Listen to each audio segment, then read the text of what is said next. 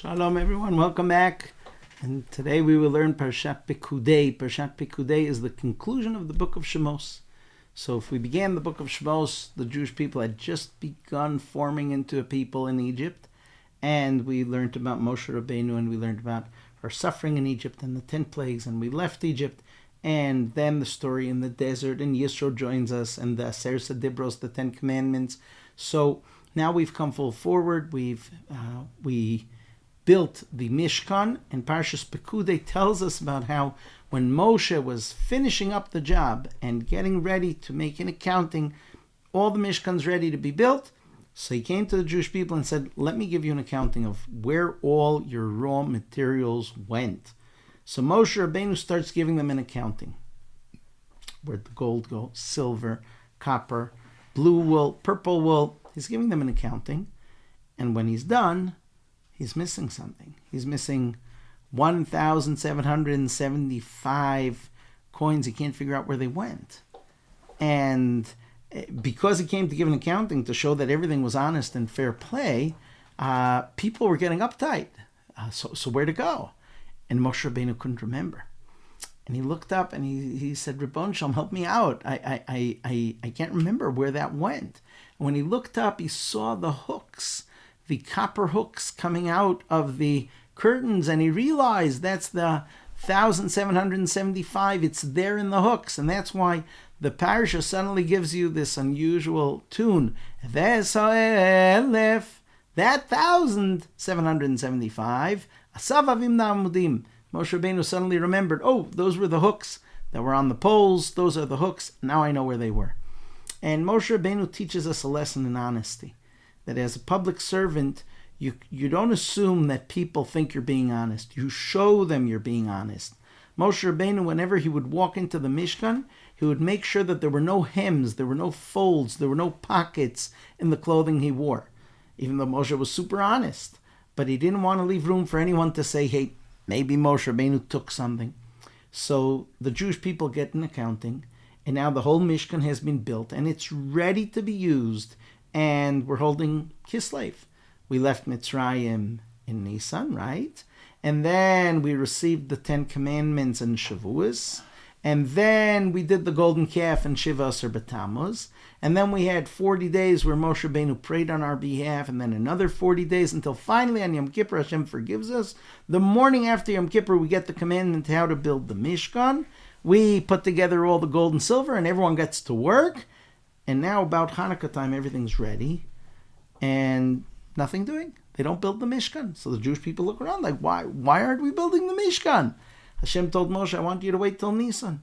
So we're going to wait Teves, Shvat, Adar, until finally Rosh Chodesh Nisan comes, and the Jewish people were very bothered. They worked so hard. They wanted to see the Mishkan built. But Moshe said that's not what Hashem wants.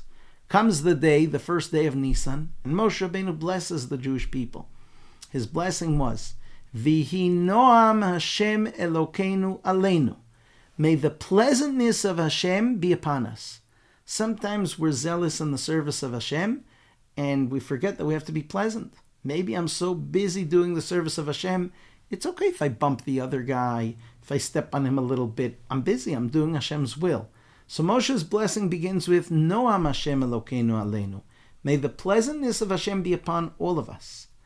And then, we ask Hashem should be present in the things we do. Here Moshe blesses them that the Shekhinah, Hashem's presence, should rest in the work that they had done. Here you have physical objects. You have a tabernacle, you have a Mishkan, you have a Mizbeach, you have a menorah, you have a Kior. You have a lot of physical objects, and they're all supposed to be spiritual. And the idea is that, yes, we are going to create something spiritual. Hashem will rest in the handiwork of what we do. Many of us have a custom that on Motzei Shabbat, as we leave Shabbat and we're about to start our handiwork of the week, we say this verse that Moshe Rabbeinu said to them.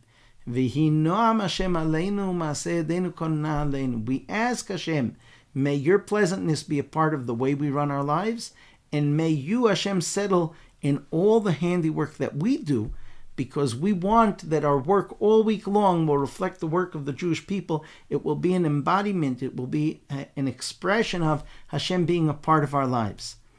The Mishkan was built, and Hashem settled among the Jewish people, and the Torah tells us an interesting point. Just as Hashem commanded them, Kain asu b'nei Israel, the Jewish people did it the way Hashem told them. Our sages say there is a natural desire to make changes. You ever hear a story and you want to tell it over to someone and suddenly you find yourself changing something in the story? When you make a painting, so artists like to do something that's their personal twist, their personal touch in what they're painting. It's natural. We want, so to speak, to have an expression of ourselves in the stories we tell and in the things that we create. When it came to the Mishkan, Hashem said, you got to do it the way I want. I'm telling you how to build it. You do it my way, it's holy. The second we shift, the second we veer from the way Hashem wanted us to build the Mishkan, that's very dangerous. And that's why the Torah specifies the Jewish people did it the way Hashem said to do it. We were faithful to the will of God. We were working with the understanding that what we're doing here is godly. It is bringing Hashem's presence to our midst, and specifically because we did what He wanted. And so the book of Shmos ends with the Shekhinah settling among Am Yisrael. The heavenly presence is in our midst. If the book began with the Jewish people just starting to form a family of 70 who are going to suffer in Egypt, well, the book of Shmos ends with the Jewish people attaining one of the main goals of human life, of the Jewish people's purpose in this world, where the Shekhinah is in our midst. Shabbat Shalom.